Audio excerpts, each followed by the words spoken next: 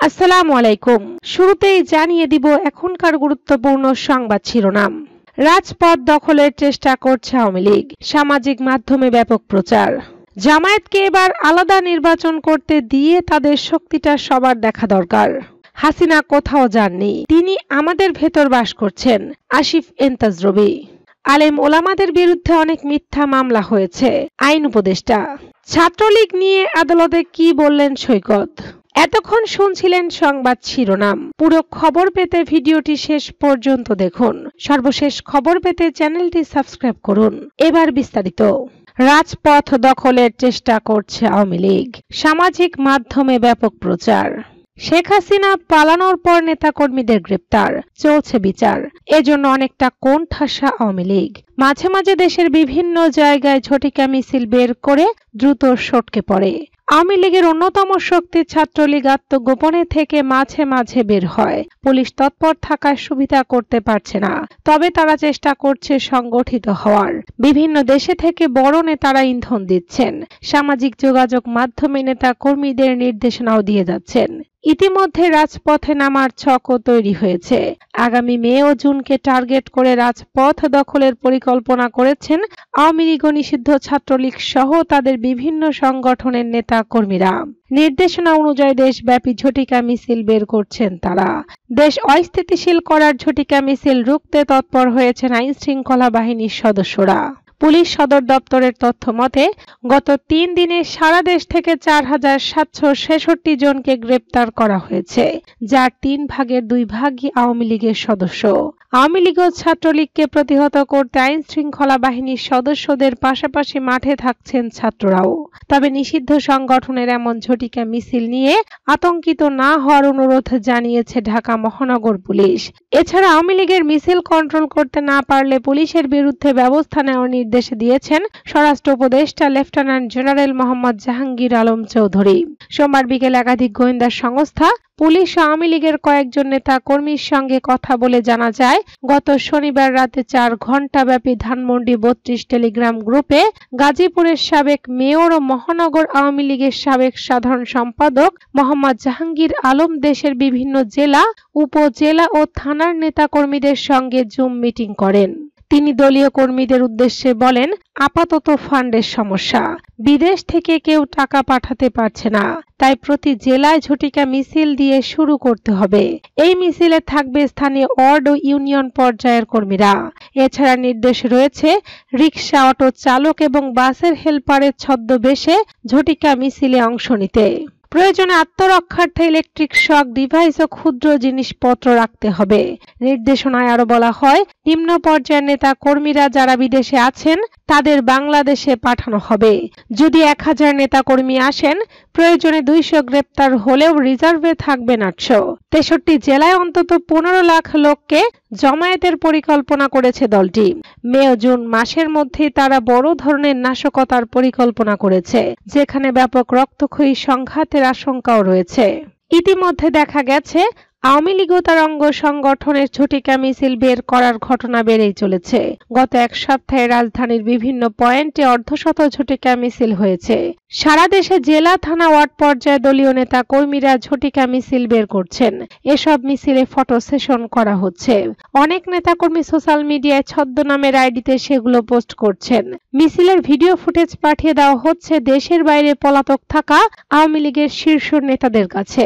মিছিলের সংখ্যা বাড়ার সঙ্গে সঙ্গে আইন শৃঙ্খলা বাহিনীর তৎপরতা বেড়ে গেছে। গত ৮ ফেব্রুয়ারি থেকে শুরু করে ১ মার্চ পর্যন্ত ২২ দিনে সারা দেশে অপারেশন ডেভিল হান্ট অভিযানে আওয়ামী লীগ ও তার অঙ্গ সংগঠনের ১২,৫০০ নেতা কর্মী গ্রেপ্তার হন। এরপর থেকে আওয়ামী লীগের নেতা কর্মী গ্রেপ্তার অভিযান একটু থেমেছিল। বর্তমানে আওয়ামী লীগ ও নিষিদ্ধ ছাত্রলীগের ঝটিকা মিছিলকে কেন্দ্র করে আবারও বেড়েছে গ্রেপ্তারের সংখ্যা। আওয়ামী লীগ ও নিষিদ্ধ ছাত্রলীগের ঝটিকা মিছিল কন্ট্রোলে গাফিলতি হলে পুলিশের বিরুদ্ধে ব্যবস্থা নেওয়া হবে উল্লেখ করেন স্বরাষ্ট্র উপদেষ্টা লেফটেন্যান্ট জেনারেল মোহাম্মদ জাহাঙ্গীর আলম চৌধুরী।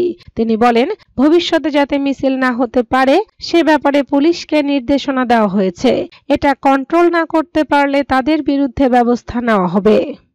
জামায়াতকে এবার আলাদা নির্বাচন করতে দিয়ে তাদের শক্তিটা সবার দেখা দরকার। বাংলাদেশে জামায়াতে ইসলামীর রাজনৈতিক শক্তি জনসম্মুখে তুলে ধরার জন্য দলটিকে এবার আলাদাভাবে নির্বাচনে অংশগ্রহণের সুযোগ দেওয়া উচিত বলে মন্তব্য করেছেন রাজনৈতিক বিশ্লেষক ডাক্তার জাহিদুর রহমান। সম্প্রতি এক টক শোতে তিনি এ মন্তব্য করেন। তিনি বলেন, বহুদিন ধরে বাংলাদেশে প্রকৃত নির্বাচন হচ্ছে না। এ পরিস্থিতিতে জামায়াতের প্রকৃত শক্তি কতটুকু তা সবার জানা দরকার। তিনি আরো বলেন, বিএনপির জন্য তাদের ভবিষ্যৎ রাজনৈতিক পরিকল্পনা নির্ধারণে জামায়াতের আসল শক্তি মূল্যায়ন করা গুরুত্বপূর্ণ। হাসিনা কোথাও যাননি, তিনি আমাদের ভেতর বাস করছেন। আসিফ এন্তাজ রবি। খুলনা প্রকৌশল ও প্রযুক্তি বিশ্ববিদ্যালয়ে শিক্ষার্থীদের আমরণ অনশন চলছে উপাচার্যের পদত্যাগের দাবিতে। ইতিমধ্যে অনশনরত কয়েকজন শিক্ষার্থী অসুস্থ হয়ে হাসপাতালে ভর্তি হয়েছেন। পরিস্থিতি চরমে পৌঁছালেও প্রশাসনের নীরবতা ও সরকারের নিষ্ক্রিয়তা নিয়ে প্রশ্ন তুলেছেন লেখক ও বিশ্লেষক আসিফ এন্তাজ রবি। তিনি সামাজিক যোগাযোগ মাধ্যম ফেসবুকে এক পোস্টে লেখেন, কুয়েটের শিক্ষার্থীরা ভিসির পদত্যাগের দাবিতে আমরণ অনশন করছে। ইতিমধ্যে কয়েকজন হাসপাতালে, অথচ ভিসি বহাল তবিয়তে আছেন। তার কিছু যায় আসে না। আমাদের ভিসিরা চিরকালই এমন। কিন্তু প্রশ্ন হলো, আমাদের সরকার? তিনি ইঙ্গিত দেন, বর্তমান সরকার নিজেদের গণতান্ত্রিক মানবিক ও দায়বদ্ধ দাবি করলেও কুয়েটের মতো স্পষ্ট সংকটে তাদের নীরবতায় অন্য বাস্তবতা তুলে ধরছে। তিনি বলেন, এখন তো স্বৈরাচারী হাসিনার সরকার নাই, তাহলে কুয়েটের বিষয়টা কেন জিইয়ে রাখা হয়েছে? আসিফ রবির মতে, সরকার যাকে ছাত্ররা বসিয়েছে বলে দাবি করেন, সেই সরকারই এখন ছাত্রদের কান্না প্রতিবাদে কোনো সাড়া নেই। এটা বিস্ময়কর।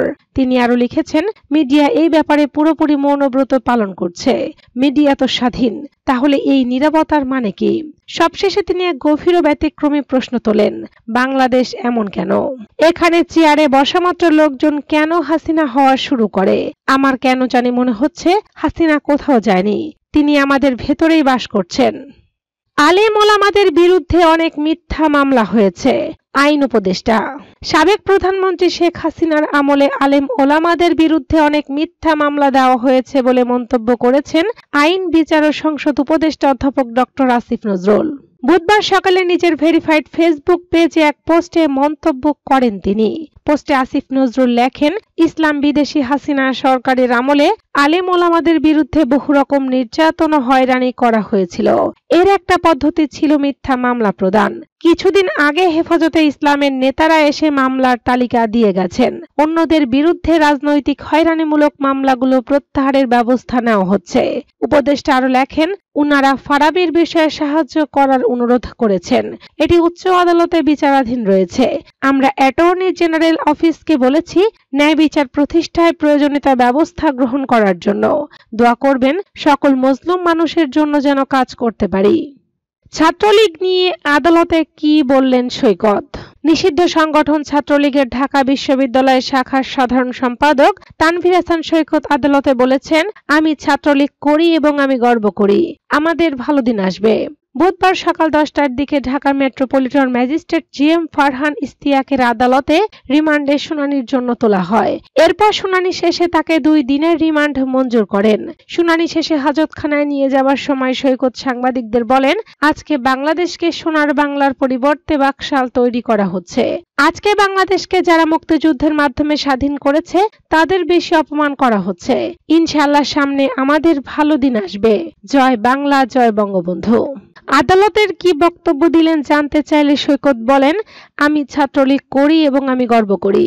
যতদিন ছাত্রলীগের রক্ত, আওয়ামী রক্ত স্বাধীনতার পক্ষে থাকবে ততদিন ছাত্রলীগের নেতা কর্মীদের বলবো, ছাত্রলীগ ভয় করে না কখনো। যা এদেশের সোনালী অর্জন তা ছাত্রলীগের হাত ধরে এসেছে। এদেশে 52 ভাষা আন্দোলন থেকে শুরু করে 71-এর মুক্তিযুদ্ধে ছাত্রলীগের ভূমিকা সবচেয়ে বেশি। ছাত্রলীগের নেতা কর্মীরা জেগে উঠবে ইনশাল্লাহ। শেখ হাসিনা এদেশের মানুষকে সবচেয়ে বেশি ভালোবাসতো। শেখ হাসিনাই এদেশের মানুষের দায়িত্ব নিবে ইনশাল্লাহ।